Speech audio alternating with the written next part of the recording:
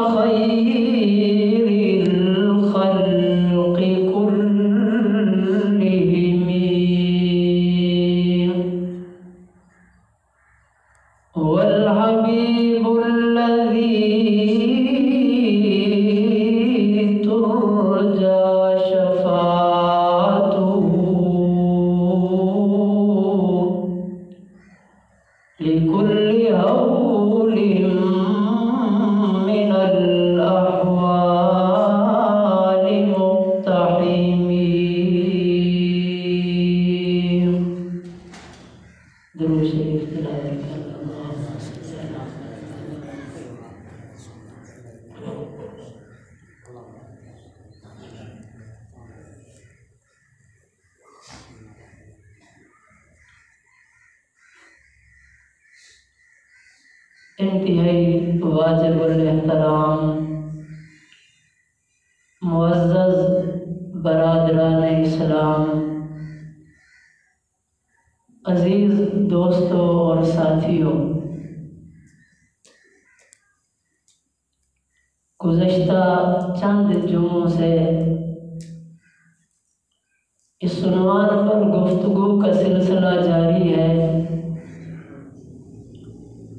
کہ ایک انسان کو اپنے پیدا کرنے والے خالق کے ساتھ محبت کتنا ضروری ہے اور کس قدر ہونی چاہیے۔ قرآن مجید کے 2 مقام آپ کے سامنے تلاوت کیے ہیں اور دونوں میرے اس موضوع کی بنیاد ہیں۔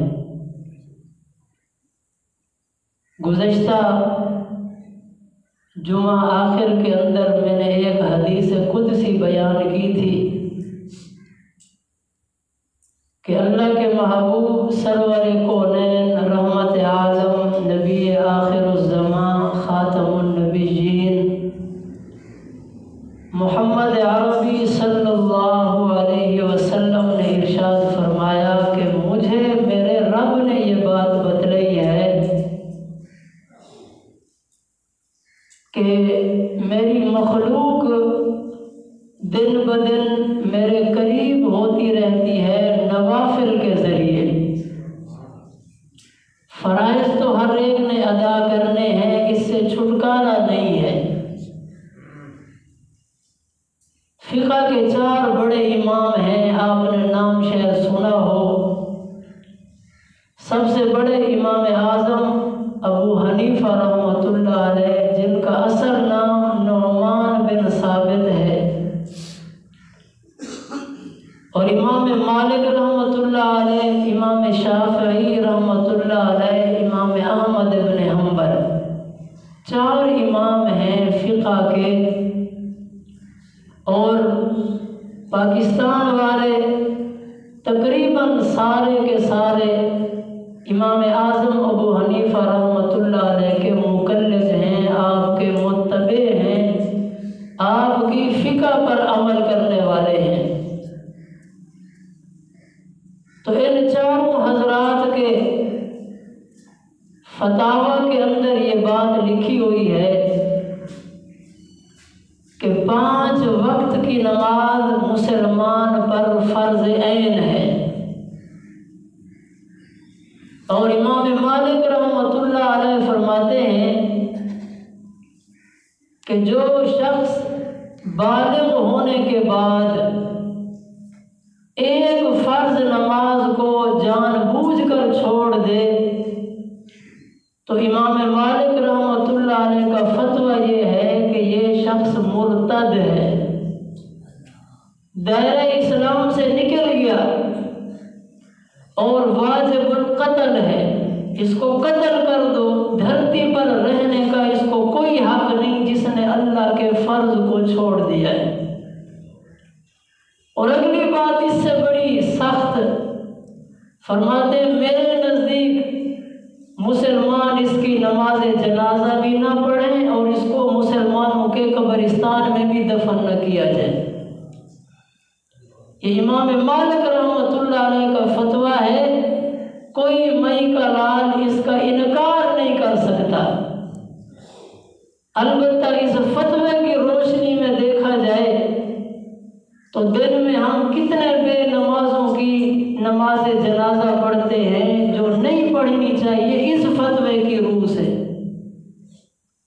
خیر ان کا یہ فتویٰ، اور امام شافعی، امام احمد بن حنبل رحمۃ اللہ علیہ وہ ذرا تخفیف کرتے ہیں، ذرا نرمی کرتے ہیں، فرماتے ہیں کہ بالغ ہونے کے بعد جس نے فرض نماز چھوڑ دی یہ مرتد تو نہیں ہوگا، یعنی دائرہ اسلام سے خارج نہیں ہوگا، البتہ کافر نہیں ہوگا، لیکن واجب القتل ضرور ہوگا۔ اس کا خون مسلمانوں پر اب مباح ہے، جائز ہے، کوئی اس کو قتل کر دے تو جواباً اس کو قتل نہیں کیا جائے گا، واجب القتل ہے بے نمازی۔ اور کہتے ہیں نماز جنازہ بھی پڑھی جائے گی اس کی، اور مسلمانوں کے قبرستان میں بھی اس کو دفن کیا جائے گا، صرف وہ بھی اس کے قتل کے وجوب کے کہہ رہے ہیں۔ اور امام اعظم ابو حنیفہ رحمۃ اللہ علیہ جن کے ہم مقلد ہیں وہ معاملے کو اور زیادہ نرم کرتے ہیں، فرماتے ہیں کہ بالغ ہونے کے بعد جس شخص نے فرض نماز جان بوجھ کے چھوڑ دی ہے، حاکم وقت کی ذمہ داری بنتی ہے کہ وہ اس کو جیل میں قید کر دے، اتنا عرصہ تک اس کو قید میں رکھا جائے، یا تو جیل کے اندر ہی مر جائے یا پھر توبہ کر لے کہ آئندہ کوئی نماز نہیں چھوڑوں گا، پھر اس کو رہا کر دیا جائے۔ تو یہ معاملہ تو تھا فرائض کے بارے میں، لیکن میں نے حدیث قدسی بیان کی تھی کہ اللہ فرماتے ہیں کہ لا یزال العبد یتقرب الی بالنوافل، بندہ جب نوافل پڑھتا ہے تو نوافل کے ذریعے اللہ کا قرب اس کو نصیب ہوتا ہے، اور یہ قرب ایک مسلمان کے لیے کتنا ضروری ہے۔ ہر ایک نے ایک نہ ایک دن مر کر اللہ کے ہاں پیش ضرور ہونا ہے، اللہ کا قرب ضرور نصیب ہوگا، لیکن اللہ نے اس کے باوجود دنیاوی زندگی کے اندر انسانیت کو خطاب کرتے ہوئے فرمایا فَفِرُّوا إِلَى اللَّهِ، اللہ کی طرف دوڑ لگاؤ، اللہ کی طرف کوچ کرو، اللہ کی طرف تیزی سے دوڑو۔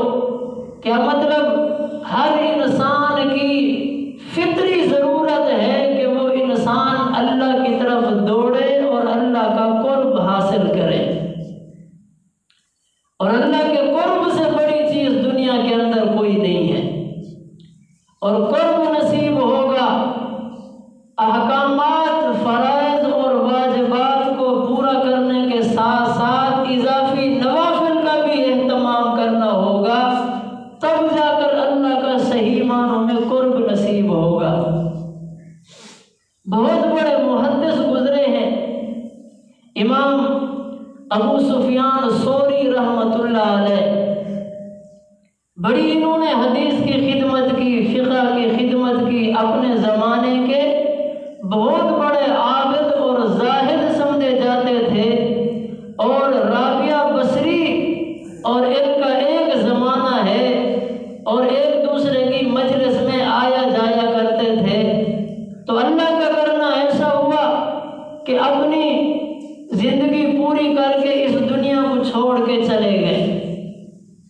اب اس زمانے کے ایک ولی، ان کو خواب کے اندر سفیان ثوری کی زیارت ہوئی، تو مرنے کے بعد جب سفیان ثوری کی زیارت ہوئی اس اللہ کے ولی کو، تو اس نے پوچھا سفیان حال بیان کرو، اللہ کے ہاں پیشی ہوئی ہوگی، اللہ کے ہاں حاضری ہوئی ہوگی، تو کیا معاملہ ہوا؟ جنت کے مستحق ہوئے یا پھر جہنم مقدر بنی ہے؟ اللہ کی رضا نصیب ہوئی ہے یا اللہ کے ناراضگی والے بندوں میں تم شمار ہوئے؟ تو ابو سفیان ثوری رحمت اللہ علیہ اس کے اس سوال کو سن کر ہنس پڑے اور ہنستے ہوئے جواب دیا، جس کو کسی نے نظم کے اندر لکھا ہے بڑا خوبصورت کر کے۔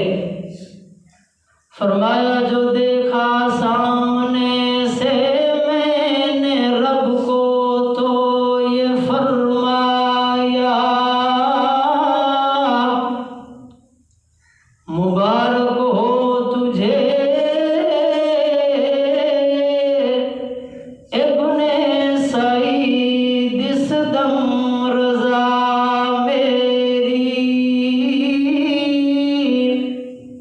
حضرت ابو سفیان ثوری رحمت اللہ علیہ فرماتے ہیں مرنے کے بعد جب اللہ کی بارگاہ میں میری حاضری ہوئی، اللہ کے سامنے میں کھڑا کیا گیا، میں تو بظاہر خوف کی وجہ سے کب کبا رہا تھا، جسم پر لرزہ طاری تھا کہ نہ جانے آج کیا بنے گا، لیکن الہ العالمین نے فرمایا تجھے مبارک ہو ابن سعید، آج کے بعد میں تجھ سے راضی ہوں اور تو مجھ سے راضی ہو جا۔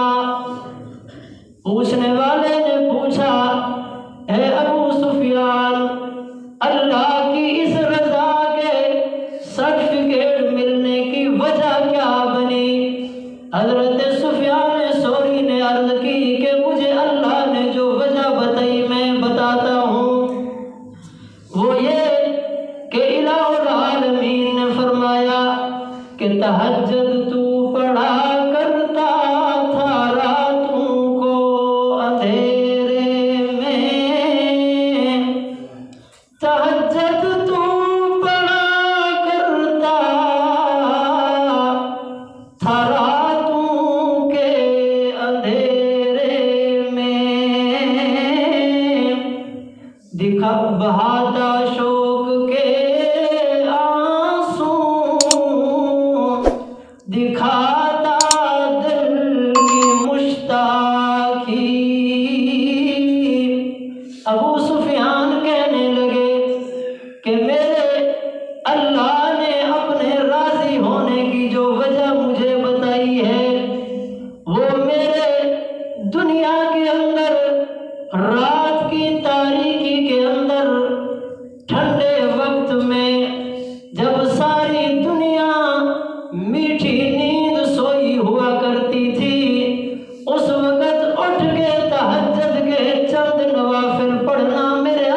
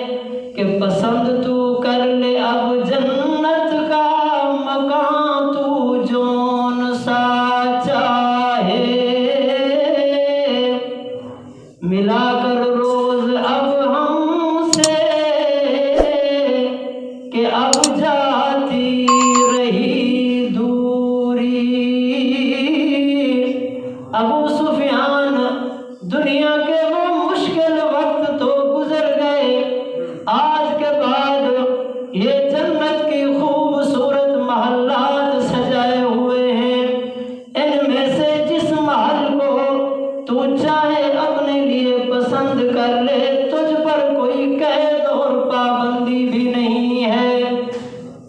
اور اگلی بات فرمائی کہ اب روزانہ ہم سے ملاقات کیا کر، اس لیے کہ دنیا کے اندر تو ایک وقت تھا تو ہم سے دور تھا، لیکن مرنے کے بعد تو کوئی دوری نہ رہی۔ تو ایک مسلمان کے لیے اللہ کا قرب کتنا ضروری ہے، اور بظاہر ہم موت سے ڈرے پھرتے ہیں، دور دور بھاگتے ہیں، لیکن حقیقی ایمان والوں کے لیے موت تو پیغام راحت ہے اور اللہ کے وصل کا ذریعہ ہے۔ ایک عجیب بات میں نے پڑھی، حضرت ابراہیم علیہ السلام کا موت کا وقت آیا تو ملک الموت روح قبض کرنے کے لیے آیا ہے۔ جبریل امین سے آ کے سلام کیا، اور سلام کرنے کے بعد حضرت جبرائیل نے ابراہیم علیہ السلام سے ملک الموت نے پوچھا کہ اللہ نے آپ کی روح قبض کرنے کے لیے بھیجا ہے، آپ کا کیا ارادہ ہے؟ حدیث کے اندر آتا ہے نبی علیہ السلام نے فرمایا جتنے بھی نبی گزرے ہیں اللہ نے ہر نبی کو اختیار دیا ہے موت اور زندگی کے بارے میں، کہ اگر چاہو تو ہمارے قریب آ جاؤ اور اگر چاہو تو دنیاوی زندگی کچھ اور گزار لو۔ اسی طرح حضرت ابراہیم علیہ السلام سے پوچھا ملک الموت نے کہ میں ملک الموت ہوں، آپ کی روح قبض کرنے کے لیے اللہ نے بھیجا ہے۔ تو حضرت ابراہیم علیہ السلام مسکرائے، فرمایا اللہ ادھر تو کہتا ہے کہ اتخذ اللہ ابراہیم خلیلا، میں نے اللہ کو اپنا دوست بنایا ہے، اپنا محبوب بنایا ہے۔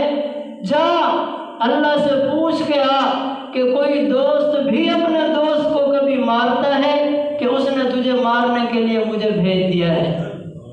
تو یہ ابراہیم نے سوال کیا، ملک الموت اللہ کی بارگاہ میں حاضر ہوا، کہا پروردگار ابراہیم تو کہتے ہیں کہ اللہ سے پوچھ کے آؤ، ادھر کہتے ہیں کہ ابراہیم میرا دوست ہے، اور کوئی دوست بھلا اپنے دوست کو مارتا ہے کہ میں اس کو مارنے آ گیا ہوں؟ تو اللہ تعالیٰ نے فرمایا جا اور میرے ابراہیم سے کہے تو نے بھلا دنیا میں کوئی ایسا بندہ دیکھا ہے جو اپنے دوست کی ملاقات سے اعراض کرے؟ ہم تجھے مارنا تھوڑی چاہتے ہیں، تجھے تو اپنی ملاقات کے لیے بلانا چاہتے ہیں، اور کوئی دوست اپنی دوست کی ملاقات سے کبھی اعراض نہیں کیا کرتا۔ عزیز دوستو، میں عرض یہ کر رہا تھا کہ انسان رب العالمین سے جتنا ہی دور کیوں نہ ہو، اللہ کے ہاں قریب پہنچنے کے آسان ذرائع اور اسباب موجود ہیں۔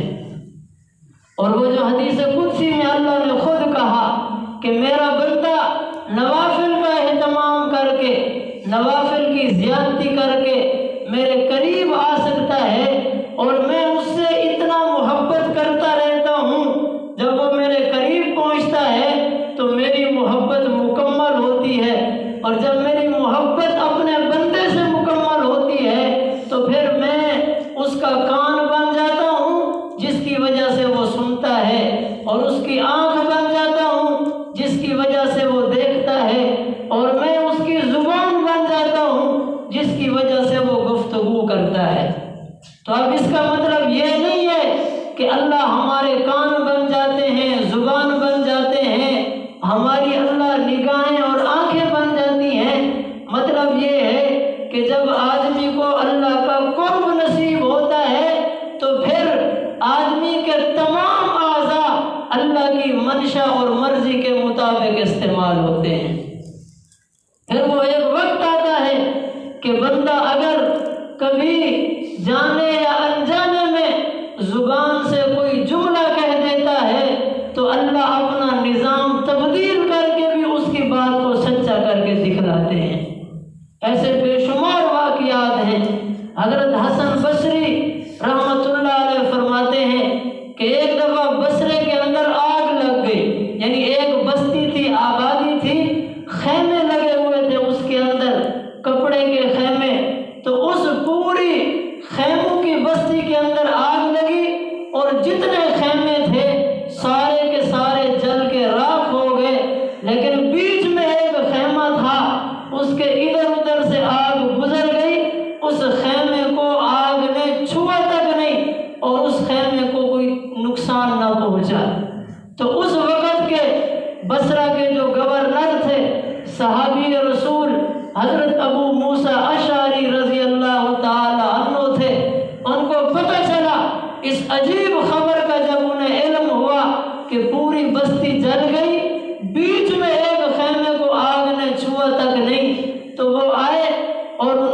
حقیقت حال معلوم کرنا چاہی، پوچھا کہ یہ خیمہ کس کا ہے، پہلے اس بندے کو تلاش کرو۔ تلاش کرنے پر پتہ چلا کہ فلاں آدمی کا یہ خیمہ ہے۔ حضرت ابو موسیٰ اشعری خود چل کے گئے، اس کو جب دیکھا تو سفید اس کی داڑھی تھی، بالکل ہلکا پھلکا اس کا جسم تھا۔ اس سے پوچھا کہ بھائی کون سا تیرا ایسا عمل ہے، کون سی تیری ایسی خوبی ہے کہ سب کے خیمے تو جل گئے اور تیرے خیمے کو آگ نہیں لگی؟ اس نے کہا میرا کیا عمل پوچھتے ہو، جب میں نے دیکھا دور سے آگ میرے خیمے کی طرف بڑھ رہی ہے تو میں نے اللہ کو قسم دی، اللہ تجھے تیری عزت اور جلال کی قسم ہے آج میرے خیمے کو آگ نہ جلائے۔ تو کہتے ہیں جب میں نے قسم دی تو اللہ نے میرے خیمے کو محفوظ کر دیا۔ آدمی جب اللہ کے قریب ہوتا ہے تو پھر جب قسم دیتا ہے تو اللہ اس کی قسم کے اندر اس کو کبھی جھوٹا نہیں کرتا ہے۔ اور ایک واقعہ بڑا مشہور ہے، شاید آپ نے پہلے بھی سنا ہو کہ حضرت بلال رضی اللہ تعالی عنہ حضور کے مؤذن رسول ہیں، مسجد نبوی کے مؤذن تھے، رمضان کا مبارک مہینہ ہے، اللہ کے محبوب سحری کے وقت سحری کھا رہے ہیں۔ حضرت بلال آئے، دیکھا اللہ کے محبوب سحری کھا رہے ہیں۔ حضرت بلال نے عرض کی یا رسول اللہ صلی اللہ علیہ وسلم، کھانے کا وقت تو ختم ہو گیا، روزے کا وقت شروع ہو چکا ہے، سحری کا وقت ختم ہو گیا۔ اللہ کے محبوب نے بلال کی طرف دیکھا، مسکرائے اور کھاتے رہے، بلال واپس چلے گئے۔ تھوڑی دیر کے بعد پھر آئے، پھر دیکھا تو اللہ کے محبوب حسب دستور کھا رہے ہیں۔ تو بلال نے پھر عرض کی یا رسول اللہ سحری کا وقت ختم ہو چکا ہے اور روزے کا وقت شروع ہو چکا ہے، آپ روزے کی نیت کر لیں۔ اللہ کے محبوب پھر مسکرائے اور کھاتے رہے۔ تیسری دفعہ بلال ہے، دیکھا اللہ کے نبی اب بھی سحری کھا رہے ہیں اور آ کر کہا اللہ کے رسول، اللہ کی قسم کھا کے کہتا ہوں کہ سحری کا وقت ختم ہو گیا اور روزے کا وقت شروع ہو چکا ہے۔ روایات میں آتا ہے اللہ کے محبوب کے منہ میں جو لقمہ تھا، آپ نے انگلی منہ میں داخل کر کے فوراً وہ لقمہ باہر نکالا، کھلنے کی اور روزے کی نیت کر لی۔ حضرت بلال نے جب یہ منظر دیکھا تو دل کے اندر خوشی بھی ہوئی اور افسوس بھی ہوا کہ عجیب بات ہے، پہلے 2 دفعہ میں نے آ کے عرض کی کہ وقت ختم ہوا، اللہ کے محبوب کھاتے رہے، لیکن تیسری دفعہ جب میں نے قسم اٹھائی پھر جا کے اللہ کے محبوب کو مجھ پر اعتماد اور یقین ہوا، تو کیا قسم کے بغیر اللہ کے نبی کو مجھ پر اعتماد نہیں ہے؟ تو اللہ کے محبوب نے جب بلال کی اس جستجو کو اور اس پریشانی کو دیکھا تو فرمایا بلال تو بدگمانی کا شکار نہ ہو، اس وجہ سے میں نے کھانا بند نہیں کیا کہ تو نے قسم اٹھائی ہے، بلکہ معاملہ کوئی اور ہے۔ حضرت بلال نے عرض کی یا رسول اللہ کیا معاملہ ہے؟ اللہ کے محبوب نے فرمایا بلال بات یہ ہے کہ جب پہلی دفعہ تو آیا روکنے کے لیے کہ سحری کا وقت ختم ہو چکا ہے، تجھے علم نہیں تھا سحری کا وقت اب بھی باقی تھا اور مجھے علم تھا، میں کھاتا رہا۔ تو کہا جب دوسری دفعہ آیا پھر بھی تجھے علم نہیں تھا، وقت اب بھی باقی تھا، میں کھاتا رہا، لیکن تیسری دفعہ جب تو آیا اور تو نے قسم اٹھائی، وقت اس وقت بھی باقی تھا اور میں کھاتا رہتا، لیکن جب تو نے قسم اٹھائی اللہ کی قسم سحری کا وقت ختم ہو گیا ہے، تو اللہ نے ابھرتے ہوئے سورج کو کہا کہ جلدی آگے بڑھ اور سحری کا وقت ختم کر، کہیں میرا بلال اپنی قسم میں جھوٹا نہ ہو جائے۔ تو یہ قرب آدمی کو جب ملتا ہے تو اللہ پھر اس بندے کو مقام ناز پر پہنچا دیتے ہیں۔ پھر جب وہ کوئی بات کرتا ہے تو اس کی بات اللہ اپنے نظام کو درم برم کرنے کے باوجود بھی اس قسم کو پورا کرتے ہیں اور اس کی بات کو۔ عزیز دوستو، اصل مطلوب اللہ کا قرب ہے، اللہ کی محبت ہے، اللہ کا دھیان نصیب ہو جائے تو آدمی دنیا کے مزے لے سکتا ہے۔ بنی اسرائیل کا ایک عجیب واقعہ لکھا ہوا ہے اسی بات پر کہ بعض دفعہ اللہ اپنے بندے سے اتنا محبت کرتے ہیں کہ اگر کوئی عام بندہ وہ جملہ زبان سے کہہ دے تو وہ کافر ہو جاتا ہے، لیکن اللہ کے محبوب بندے کہیں تو اللہ ان سے خوش ہوتا ہے اور مسکراتا ہے۔ بنی اسرائیل کے اندر ایک دفعہ قحط آ گیا، بارشوں کا نظام رک گیا اور زمین نے اندر سے غلہ اگنا بند کر دیا۔ 7 سال گزرے، پانی کا ایک قطرہ نہیں برسا اور زمین سے ایک تن کا نہیں اگا۔ لوگ بھوکے مرنے لگے، جانور تڑپ کے گرنے لگے، پینے کے لیے کچھ نہیں۔ ساری قوم بنی اسرائیل اکٹھی ہو کے حضرت موسیٰ کی خدمت میں آ پہنچی، کہنے لگے اللہ کے محبوب آپ دعا کریں اللہ سے آپ کی بڑی دوستی ہے، بڑی محبت ہے، آپ دعا کریں کہ اللہ بارش برسا دے، بارش ہوگی تو زمین میں سے کچھ غلہ نکلے گا۔ تو حضرت موسیٰ علیہ السلام نے فرمایا کہ ساری قوم بیٹھ جائے اور میں اس پوری قوم میں سے 70 بندوں کا انتخاب کرتا ہوں اور 70 بندے میرے ساتھ چلیں، ہم وہاں جا کر فلاں جگہ پہ بیٹھ کے اللہ کے سامنے روئیں گے، گڑ گڑائیں گے، اس سے اپنی حاجت کا سوال کریں گے، اللہ یقیناً ہماری حاجت پوری کریں گے۔ تو حضرت موسیٰ علیہ السلام کے حکم کے مطابق، آپ کے انتخاب کے مطابق 70 بندے حضرت موسیٰ علیہ السلام لے کے پہنچے کوہ طور پر، اللہ کے سامنے دعا کی، گڑ گڑائے، آہوزاری کی، اپنی عاجزی پیش کی، اللہ نے وحی کی، فرمایا موسیٰ میں بارش نہیں دوں گا۔ موسیٰ علیہ السلام نے پوچھا الہ العالمین کیوں بارش نہیں دیں گے، کیا وجہ ہے؟ تو اللہ نے آگے کیا جواب دیا؟ فرمایا میری مخلوق ہو کر، میرا کھا کر بہادری کے ساتھ میری نافرمانی کرتے ہیں اور گناہوں پر نڈر ہیں، اس وجہ سے میں بارش نہیں دوں گا۔ آج اس امت پر بھی آپ سمجھیں یا نہ سمجھیں، خدا کی قسم اللہ کی رحمتیں اور برکتوں کے دروازے بند ہو چکے ہیں۔ غریب آدمی سے پوچھو صبح شام چولہا جلتا ہے یا نہیں جلتا؟ یہ مہنگائی کا جو سیلاب ہے یہ ان بدبخت حکمرانوں کی وجہ سے نہیں، ہماری اپنی بدعمالیوں کی وجہ سے ہے۔ آج جمعے کا دن تھا، جاؤ صبح سے لے کر اب تک کتنے حجاموں نے اپنے گلے پیسوں سے بھرے ہیں لوگوں کی شیو کر کے اور داڑیاں کاٹ کے۔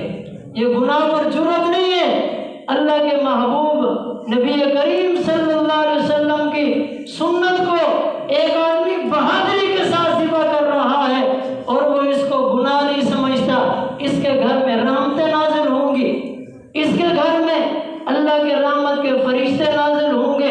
لوگ کہتے ہیں جی سنت ہے داڑھی، واجب کہاں ہے؟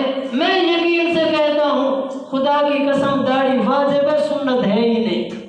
جو داڑھی نہیں رکھتا یہ گناہگار ہے، فاسق فاجر ہے، عذاب کا مستحق ہے۔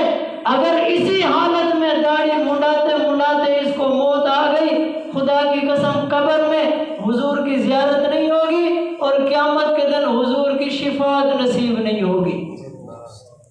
ظہر سے پہلے 4 رکعت سنت پڑھنا سنت موقدہ ہے، سارے جانتے ہو نا؟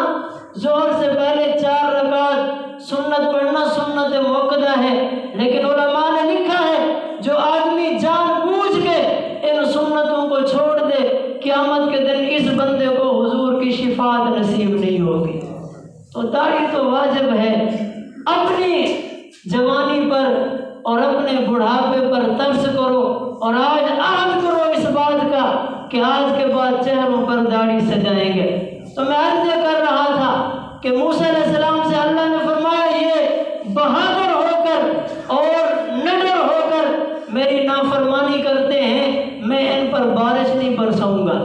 حضرت موسیٰ علیہ السلام نے عرض کی الہ العالمین اب تو معافی مانگ رہے ہیں، تیرے سامنے جھکے ہوئے ہیں، سارے میرے پاس چل کے آئے ہیں۔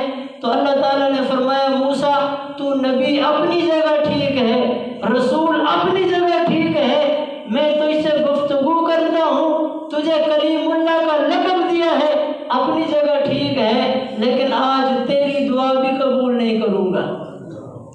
تو موسیٰ علیہ السلام نے فرمایا الہ العالمین پھر کس کی دعا قبول کرے گا؟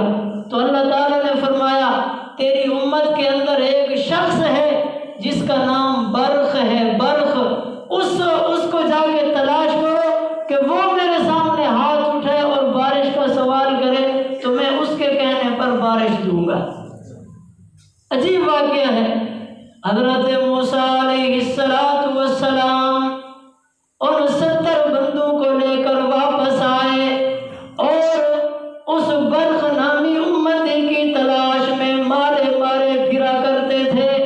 لوگوں سے پوچھا کہ کوئی جانتا ہو کہ برق نامی شخص کہاں رہتا ہے تو بتائے تاکہ میں اس کے سامنے جا کے التجا کروں اور وہ اللہ کے حضور ہاتھ اٹھائے تو بارش کا انتظام جاری ہو۔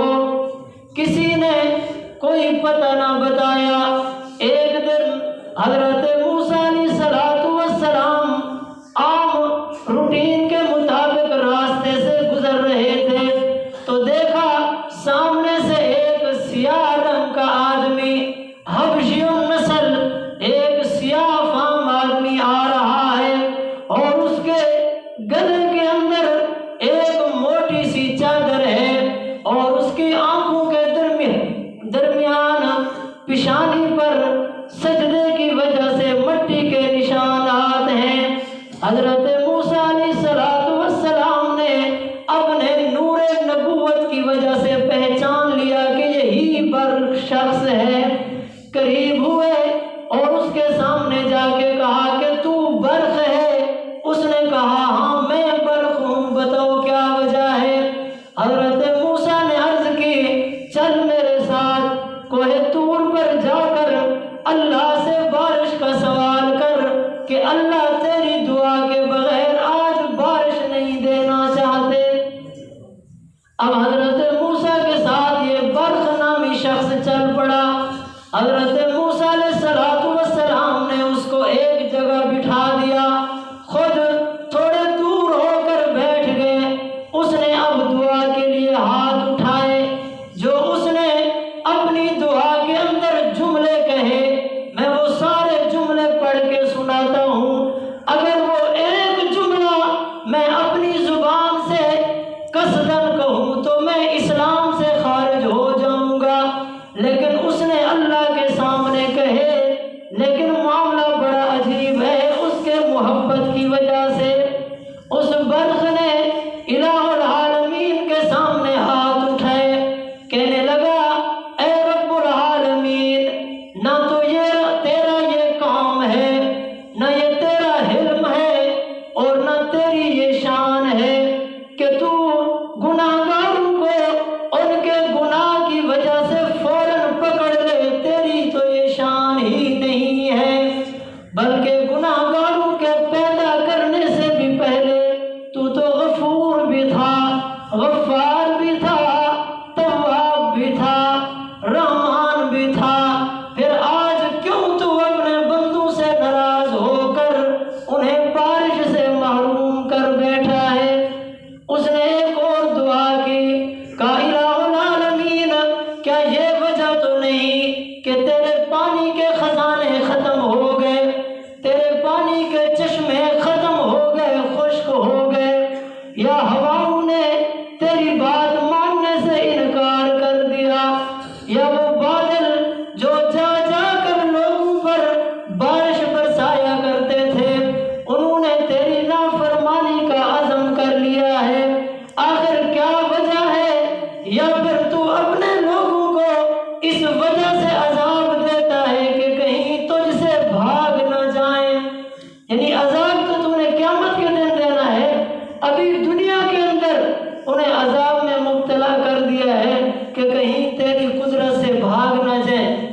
اس نے ایسے نافرمانی کے الفاظ کہے تو الہ العالمین نے اس کے ان کلمات کہنے کے بعد فوراً بارش نازل کر دی۔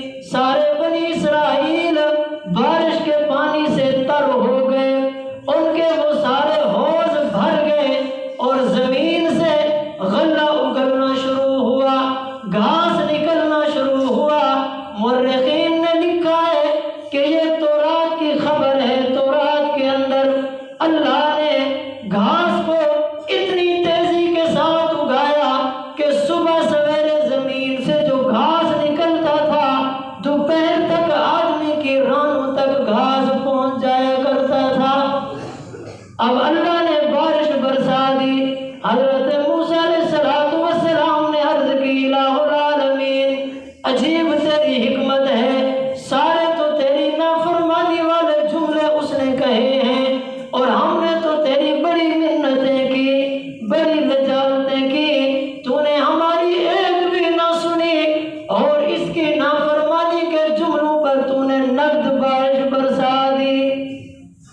इलाहुल आलमीन ने फरमाया मूसा तू नहीं जानता ये हमारा इतना करीबी दोस्त है और इतना हमारा मुहिब है कि ये दिन में 3 मरतबा इसी तरह की उल्टी सीधी बातें करके हमें दिन में 3 मरतबा रोजाना हंसाया करता है।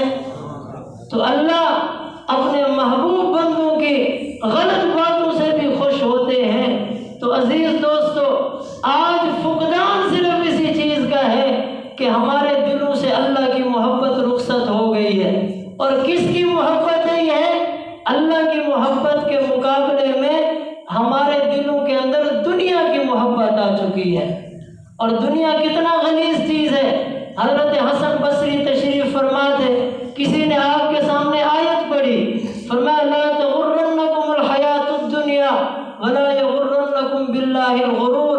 हज़रत हसन पर वज्र तारी हुआ, फरमाया मेरे सामने जो आयत पढ़ता है मैं जानता हूँ ये किसका कलाम है और किसके बारे में नाजिल हुआ है। तो मजलिस में से एक ने कहा हजरत बता दें किसका कलाम है। फरमाया ये अल्लाह का कलाम है और अल्लाह ने जिसने खुद दुनिया बनाई है उसके बारे में ये कलाम नाजिल किया कि दुनिया है ही धोखे का सामान, है ही खेल कूद का तमाशा, इसके साथ दिल न लगाना वरना तुम्हें धोखे में डाल देगी। अजीज दोस्तों, अल्लाह हमें अपनी सच्ची मोहब्बत नसीब फरमाए, हमें अपना मुकर्रब बना ले। तो उसके लिए बेहतरीन वजीफ़ा और बेहतरीन नुस्खा वो तहज्जुद की नमाज का एहतमाम है। उलमा ने लिखा है कि बंदा जब तहज्जुद के अंदर अल्लाह के सामने सजदा करता है तो वो दर हकीकत अल्लाह की झोली में सजदा करता है।